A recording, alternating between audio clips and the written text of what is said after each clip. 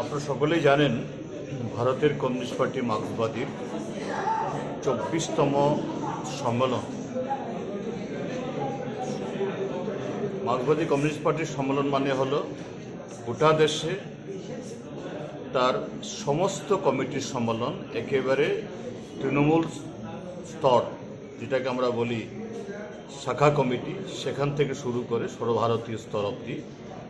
এটা গত অগাস্ট মাস থেকে শুরু হয়েছে এবং আগামী এপ্রিল মাসের প্রথম সপ্তাহে তামিলনাড়ুর মাদুরাইয়ে এই গোটা প্রক্রিয়া তার সমাপ্তি হবে।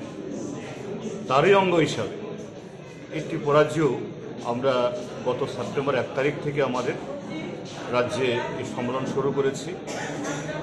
আমাদের রাজ্যে প্রায় 4 সহস্রাধিক ব্রাঞ্চ কমিটি, তারপর এই লোকাল কমিটি 300-এর উপরে, তারপর 24টা মহকুমা কমিটি, ইতিমধ্যে তার 23টা শেষ হয়েছে। তারপর 8টা জেলা কমিটি, তার 3টা শেষ হয়েছে। আর এই সমস্ত ব্রাঞ্চ, লোকাল, মহকুমা, জেলা শেষ করার পর আগামী 29, 30 এবং 31 জানুয়ারি আগরতলায় টাউন হলে আমাদের রাজ্যভিত্তিক সম্মেলন তথা 24তম সম্মেলন অনুষ্ঠিত হবে। তারই আজকে প্রস্তুতি সভা এখানে হচ্ছে।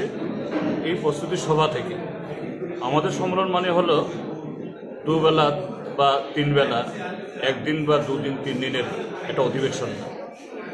আমাদের সম্মেলনের মধ্য দিয়ে আমরা দেশ এবং রাজ্যের গোটা রাজনৈতিক, সামাজিক, অর্থনৈতিক, সাংস্কৃতিক অর্থাৎ জনগণের জীবনকে নিয়ে যুক্ত, জীবনকে জড়িয়ে সমস্ত ইস্যু আমরা আলোচনা করব এবং তার মধ্যে থেকে আমাদের যে রাজনৈতিক এবং মতাদর্শগত অবস্থান থেকে আমরা কিভাবে আগামী দিন এই জনগণকে নিয়ে জনগণের স্বার্থে লড়াই সংগঠিত করব, এই সম্মেলনে আলোচনা করতে হবে। তারই প্রস্তুতি সভা আজকে এখানে হতে যাচ্ছে। ডক্টর বি আর